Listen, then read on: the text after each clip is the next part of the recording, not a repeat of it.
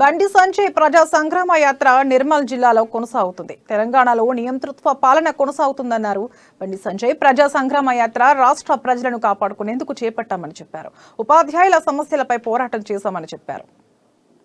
ఎక్కడ ఎగిరేనిచ్చే పరిస్థితులు బిడ్డ, ఈ తెలంగాణలో ఎగిరాల్సింది ఏజెండా ఎగిరేద్దామా లేదా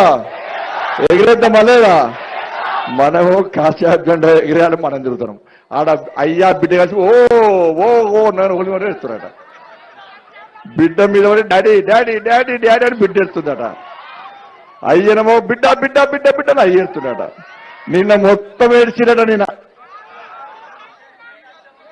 ఆ నీళ్ళతో కాళేశ్వరం ప్రాజెక్ట్ నింపొచ్చు అంత ఏడ్చిందట.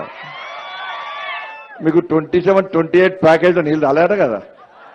ప్రాణాయుధ చేవేళ్ళ కాలం ఉందని నీళ్ళు రాలేరు కదా. నిన్న బిడ్డ ఏమో స్వాతంత్ర సమరోదయాలన్నట్టే. ఓ నిజాం రజాకరణ ఎగిరించినట్టే. నా బిడ్డ పోతాం, మా బిడ్డను అరెస్ట్ చేస్తారా? గుంజుగా పోతారు తెలియదు కేసీఆర్కి. మా బిడ్డను అరెస్ట్ చేస్తారా? మహిళను అరెస్ట్ చేస్తారా?